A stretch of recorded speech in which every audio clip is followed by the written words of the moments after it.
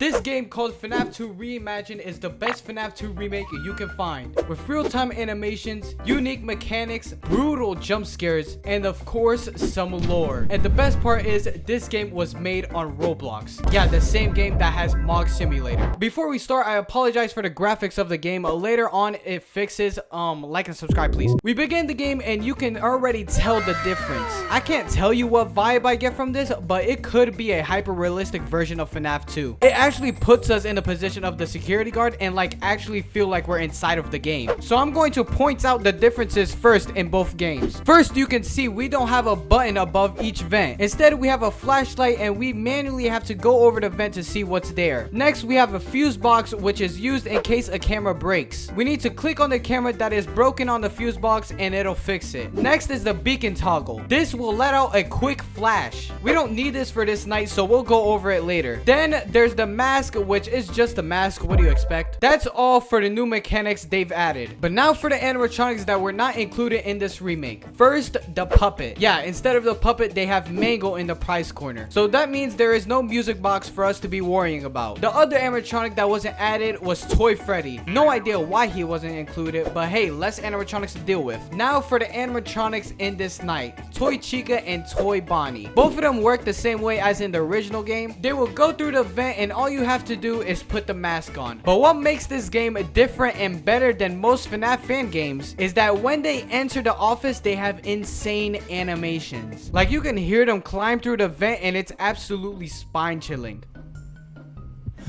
Ah! Oh!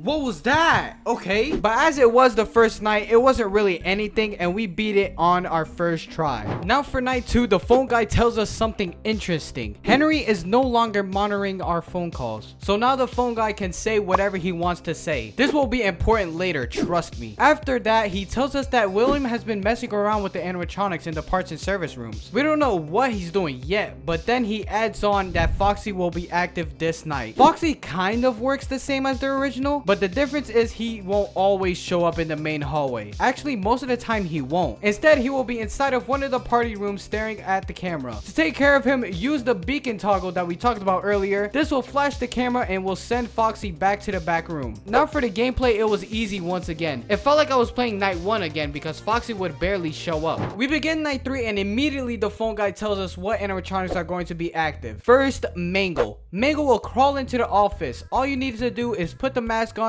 then wait till she crawls out and you'll be fine. He also gives us important information saying that the mask only works on new models and not the withered animatronics. Now back to the phone call for a bit. He tells us that William has been in there again and this time was messing around with Freddy. He's guessing that William is using the newer parts in order to bring the originals back. And now that he used those parts on Freddy, Freddy should be able to move around, which he was never able to do before, says the phone guy. He adds that he should work the same as Foxy, just use the flash beacon. But instead of Freddy being in the party rooms, he'll go in a pattern slowly approaching your office. Now back to the phone call. He tells us that there is a terrible odor that's coming from the parts and service room. The phone guy who actually works the day shift tried looking for William, but he was nowhere to be found. So we have a mystery on what's the odor coming from the parts and service rooms, which I might already have an answer for. Right after, the phone guy says that Henry's daughter has went missing and there was no leads. Well, let me tell you, my friend, his daughter is inside that room. I can guarantee you that. And she's not alive. I'm sorry.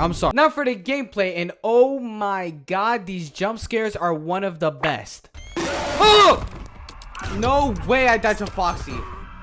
Oh my god, this is intense. Ow!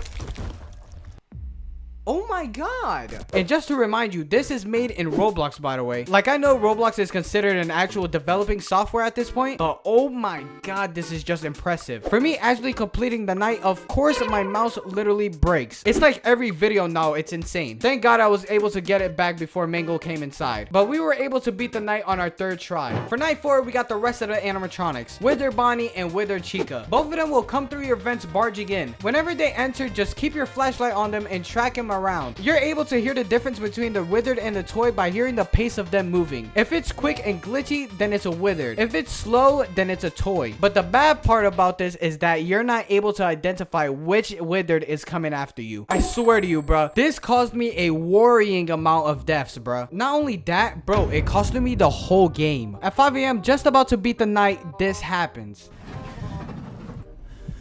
Oh my god, no, bro. I didn't know who it was. I didn't know who was first. Oh my god, no way. I was at 5 a.m.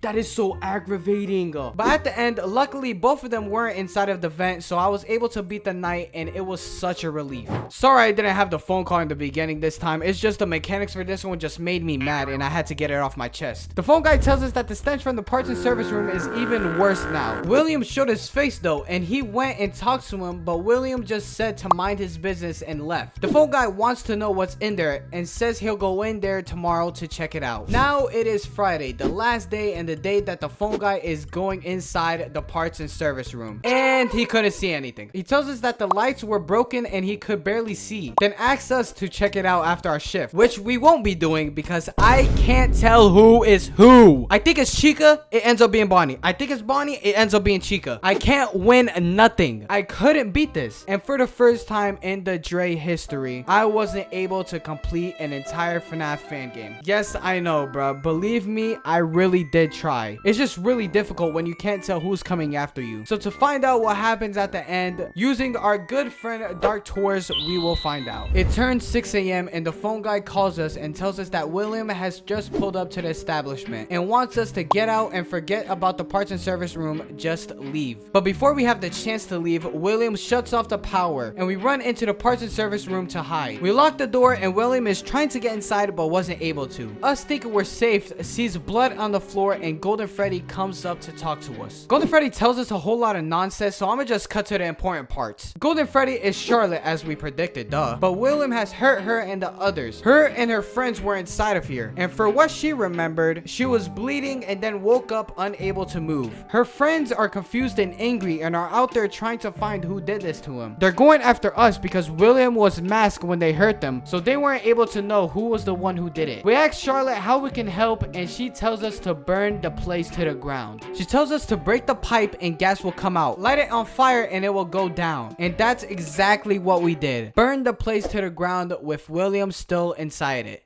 Hopefully. And that is FNAF 2 Reimagined. Absolute beaut of a game. I know I couldn't beat it, but you know, I really did try. This game is hard. Like, if you want to try it out for yourself, it will be in the link in the description. Thank you guys for watching. Like and subscribe, and I'll see y'all next week.